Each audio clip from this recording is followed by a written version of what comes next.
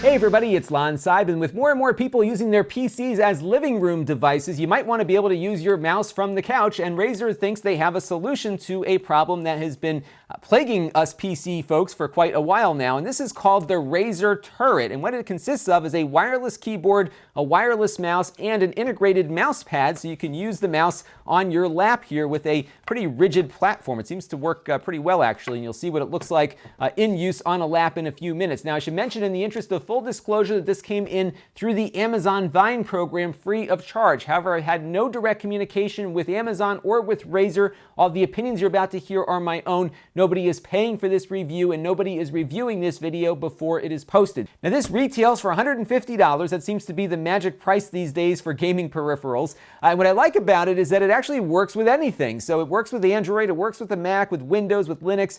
So I think whatever you're trying to connect this with, if it supports a keyboard and a mouse, it will work. And in fact, they give you two different ways to make that connection. So one is an included little dongle here. This is a 2.4 gigahertz radio transceiver that works with both the keyboard and the mouse together. It lives inside the mouse when you're not using it. You pop the mouse cover off and put it in a little compartment in there when you're not using it. But you can also connect via Bluetooth. So there's a switch on both devices. The mouse has its switch on the bottom there. The keyboard has a switch here on the side, and you can just switch it into Bluetooth mode if your device has no free USB port. So very compatible across whatever you're trying to game with on your television from your couch. And that is a really nice thing to see in some gaming peripherals here, because you can use it with anything you got.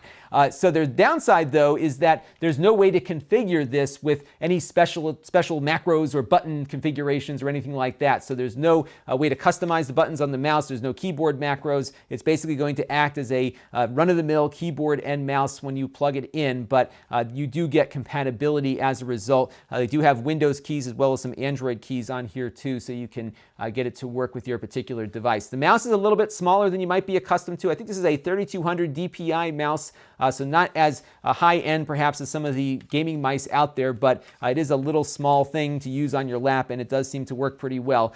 They do have a resolution button here mapped to these two buttons on the side, so you can increase and decrease the sensitivity just by clicking on these buttons here, and you'll see that in action in a minute. So not too bad on the mouse. Both of these are rechargeable, so what you do here is just fold the mouse component, the mouse pad, back on the keyboard. You get your charging dock out here and just plop everything down on it to charge them. And it's a pretty nice dock actually. It doesn't move at all, so it's really sturdy on a desk. You can really just stick your keyboard down there and not have to worry about it sliding off. It's got a little bit of a sticky thing on the bottom here to keep it from moving, so that's a nice feature. They say you can get probably weeks or months out of the keyboard, about 40 hours or so out of the mouse, but it really depends on how much you're using it. Now you might look at these keys and say, oh, they look backlit, but they're not. No backlighting on this, which I think is probably its biggest flaw, because I know a lot of gamers want to play in the dark and want to see which keys they're trying to push. No backlighting whatsoever. That was a bit of a bummer on that one, but the rest of it actually works pretty well. Pretty sturdy also. There's a hinge on here that kind of clicks into place, so it really will stay stable in your lap. And what we're going to do now is boot up my Android TV back there. I got an NVIDIA Shield TV. We're going to stream a game from my PC, which is down in the basement, to my big TV behind me, and we'll see how all this works. All right, so we're going to play a little Star Wars Battlefront. I'm streaming this with my NVIDIA Shield TV, which is an Android device, from my basement here. It's kind of fun to play this on a big screen versus my little monitor downstairs, and it seems to be working pretty well. The platform feels very solid to me. It doesn't feel like it's going to give way, so it's a very solid mouse pad here. I do wish that there was a little bit more room on the mouse pad, because really is not a lot of real estate depending on what you have the mouse set to. So you certainly have a lot of movement going this way, but not up and down. So depending on the game you're playing, you might experience having to kind of jump the mouse a little bit to get the best angle on things, but it does seem to be pretty accurate in its tracking. The mouse itself feels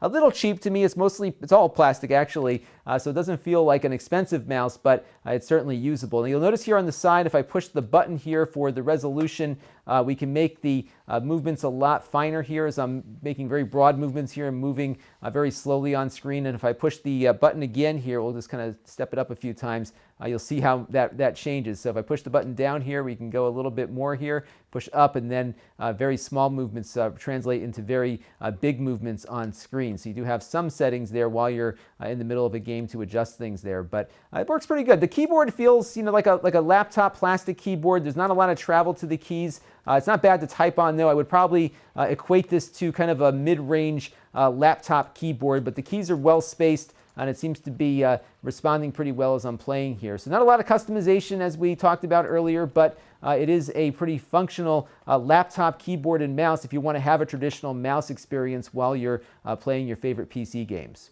So there you have it. It's a pretty nice platform for playing PC games with a traditional mouse on your lap. It feels very sturdy. I really like the way the whole keyboard and mouse pad construction feel here. A nice rubberized coating here on the bottom to keep it from slipping off your lap. They did say that there's a magnet on the mouse pad to prevent the mouse from slipping off, but it seems to slip off anyhow. So there is a very weak magnet here. I can feel it kind of connecting to the mouse pad, but it isn't enough to keep it from falling off with just a slight nudge. So that is a feature that I didn't see all that much value with. A couple of things I would probably improve on here. Backlighting for sure. It'd be nice to be able to get this keyboard backlit. I have a Logitech home theater keyboard that I use quite a bit that does have backlighting on it that really does work well in this very similar size. It would have been nice to see some backlighting there. I also would have liked the ability to configure the buttons on the mouse and maybe do some macros on the keyboard.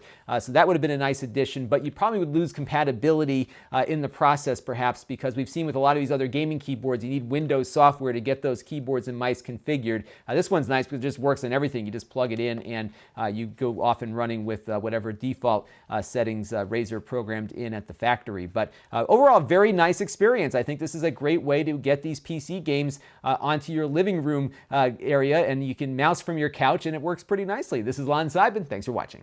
This channel is brought to you by my Patreon supporters. If you want to help the channel, you can by contributing as little as $1 a month. Head over to Lon.TV/Patreon to learn more. And don't forget to subscribe. Visit Lon.TV/S.